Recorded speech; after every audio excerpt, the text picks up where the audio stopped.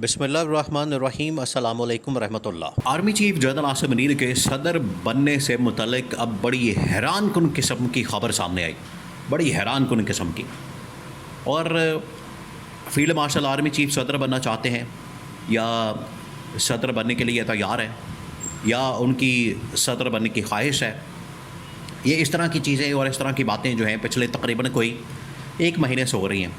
ख़ास तौर पर उस दौरे के बाद जो army chief general Asim Munir की जानिब से अमेरिका का दौरा किया गया। अमेरिका के दौरे में जब उन्होंने ट्रंप के साथ मुलाकात की, डोनाल्ड ट्रंप के साथ जो मुलाकात हुई, उसके बाद से ये ख़बरें गर्म हुई। उसके बाद से इस हवाले से चीज़ें सामने आना शुरू हुई कि वो सदर बनना चाहते हैं और वो हेड ऑफ़ स्टेट बनना चाहते हैं, रियासत के सरबराह बनना चाहते हैं, ताकि आलमी सतह के ऊपर जब वो जाएँ तो वहाँ पर हेड ऑफ़ स्टेट के तौर पर काम करें। अब बतौर हेड ऑफ़ स्टेट जब वो काम कर रहे होंगे तो ज़ाहिरी बात है, फिर जब उनकी मुलाकातें होंगी तो वो रिकॉर्ड का हिस्सा भी होंगी। बतौर हेड ऑफ़ स्टेट वो मुलाकातें करेंगे, फ्रंट से लीड करेंगे। अभी आप देखें कि एक और मुलाकात हुई, वज़ीर आज़म शहबाज शरीफ की एक मुलाकात हुई तुर्की के डेलीगेशन के साथ।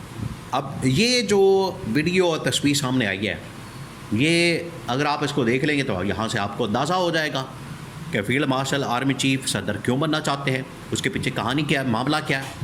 वज़न तो उसके अंदर मौजूद है, लेकिन बार बार उसकी तरदीद की जा रही है। अब बड़े बड़े लोगों की जानिब से तरदीद सामने आ रही है, लेकिन इसके अंदर हकीकत तो है, लॉजिक तो है जो बिल्ड की जाती है। अब ये जो शहबाज शरीफ की मुलाकात हुई तुर्क डेलीगेशन के साथ, उसमें शहबाज शरीफ भी मौजूद है जो कि फ्रंट से लीड कर रहा है। जो पहली कुर्सी है या फ्रंट से लीड करने वाली कुर्सी है, उसके ऊपर तो शहबाज शरीफ बैठा है। फिर उसके बाद फॉरेन मिनिस्टर या वज़ीर ख़ारजा इसहाक़ डार है। फिर उसके बाद कुर्सी लगी हुई है उसके साथ डिफेंस मिनिस्टर ख्वाजा आसिफ की। तब जाके नंबर आता है जनरल आसिम का तीसरे नंबर पर। और जो वज़ीर आज़म की कुर्सी है वो तो बिल्कुल फ्रंट के ऊपर लगी हुई है और ये सामने उनके बैठे हैं। तो तीसरे नंबर पर जाके बारी आती है आर्मी चीफ जनरल आसिम की। ये है असल मसला, ये है असल वाला कि पाकिस्तान के अंदर अगर किसी के पास सारी ताकत है तो वो जनरल आसिम के पास है, फील्ड मार्शल के पास है, इस्टेब्लिशमेंट के पास है।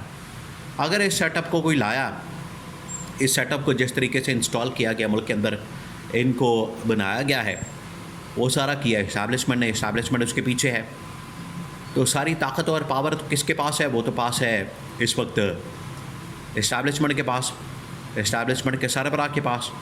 लेकिन जब ये मुलाकातें करते हैं, ये जब मीटिंग्स करते हैं सरबराहान ममलिकत के साथ और बाकी लोगों के साथ, तो ये बिल्कुल फ्रंट से खुद बैठ जाते हैं, लीड करने के लिए आ जाते हैं।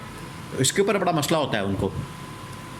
जो इस्टेब्लिशमेंट के लोग हैं या army chief general Asim Munir है, ये तस्वीर इस बात का सबूत है। फिर उसके बाद जो ट्रंप के साथ मुलाकात हुई थी, ट्रंप के साथ मुलाकात बड़ी खुफिया रखी गई और वाइट हाउस की जानिब से उस पर प्रेस रिलीज भी जारी नहीं की गई। उसके ऊपर भी बड़ी तशवीश थी, बड़ी उसके ऊपर भी मसला था, परेशानी थी, टेंशन थी कि एक फील्ड मार्शल की आर्मी चीफ की जिसने जंग को लीड किया, पाकिस्तान और इंडिया के दरमियान जो जंग हुई उसको लीड किया और लीड करते हुए उसने पाकिस्तान को जंग जितवाई। लेकिन इसके बावजूद उसको छुप छुपा के जाना पड़ता है वाइट हाउस के अंदर, और जाके वहाँ पर जब मुलाकात हो जाती है तो कोई उसकी प्रेस रिलीज नहीं आती। तो ये बड़ी कंसर्न, ये एक किस्म की शर्म की बात होती है। तो उन्होंने महसूस किया था।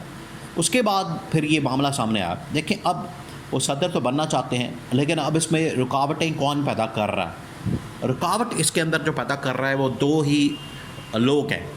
एक आसिफ अली जरदारी बतौर सदर ख़ुद या पीपल्स पार्टी, दूसरा शहबाज शरीफ। आसिफ अली जरदारी की जहाँ तक बात है कि वो रुकावट इसके अंदर बन रहा है, वो तो समझ आती है कि उसके पास ओहदा मौजूद है। कोई भी ओहदा नहीं छोड़ना चाहता, कोई कुर्सी नहीं छोड़ना चाहता। जो भी कुर्सी के साथ चढ़ जाता है उसके साथ उसके ऊपर चढ़ कर बैठ जाता है और उसके साथ आ जाता है, वो फिर छोड़ना नहीं चाहता। वो चाहता है कि ज़िंदगी के लिए ताहयात मैं फिर इस ओहदे के ऊपर बैठ जाऊँ, चमड़ जाऊँ, मुझे कुर्सी छोड़ने का ना कहा जाए, मुझे छोड़ने के लिए ना इस हवाले से बात की जाए। तो सदर जो है वो तो चाहता है कि मेरे पास ये कुर्सी रहे, मेरे पास ये मैं सदारत के अहदे पर बैठा रहूँ, मैं ऐवान सदर के अंदर बैठा रहूँ। उसकी तो चले समझ आती है, लेकिन शहबाज शरीफ की समझ आपको आती है कि वो क्यों इसमें रुकावट पैदा करेगा, उसको क्या मसला है। असल में मसला तो शहबाज शरीफ को ही है। शहबाज शरीफ को इस बात का पता है कि अगर फील्ड मार्शल आर्मी चीफ सदर बन जाता है तो 2-3 मसाइल जो है वो शहबाज शरीफ के लिए खड़े हो जाएंगे। पहला मसला ये है कि फिर उसके बाद इंटरनेशनल लेवल के ऊपर बतौर सरबराह ममलकत तमाम के तमाम मामला पहले ही, हालांकि जो फॉरेन पॉलिसी चलाई जाती है, सिक्योरिटी पॉलिसी चलाई जाती है, फाइनेंशियल पॉलिसी चलाई जाती है, इस्टेब्लिशमेंट की जानिब से चलाई जाती है, तो ये तो तमाम की तमाम फिर ताकत और पावर किसके पास चली जाएगी, इस्टेब्लिशमेंट के पास चली जाएगी। इस्टेब्लिशमेंट इसको संभाल लेगी, कंट्रोल करेगी। तो इस वजह से शहबाज शरीफ को पता है कि फिर तो जो थोड़ी बहुत उसकी इंटरनेशनल लेवल के ऊपर वैल्यू बनती है छोटे मोटे मुल्कों के अंदर जाके, वो भी ख़त्म हो जाएगी। दूसरा ये कि पाकिस्तान के अंदर उसकी गवर्नमेंट जो है वो बड़ी इनसिक्योर और डामाडोल हो जाएगी, क्योंकि सदर के पास ये ताकत होती है किसी वक्त भी वो असम्बली को डिसॉल्व कर सकता है, फारिग कर सकता है, घर भेज सकता है।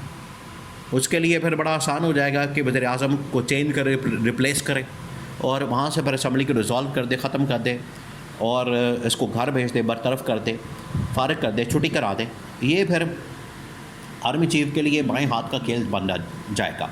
ये उसके लिए फिर कोई मसला नहीं रहेगा, ये फिर उसके लिए बड़ा एक आसान मामला हो जाएगा।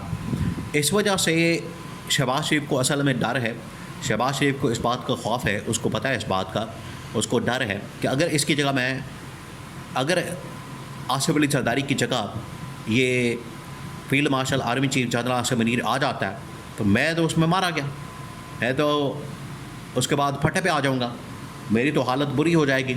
ये है असल कंसर्न जिसकी वजह से रुकावटें पैदा की जा रही, बयान दिलवाए जा रहे हैं और कहा जा रहा है कि आप ये फील्ड मार्शल सदर ना बने, इससे अच्छा पैगाम नहीं जाएगा, ये कोई साजिश हो रही है, इस हवाले से कोई बाहर कैंपेन की जा रही है, प्रोपेगेंडा किया जा रहा है।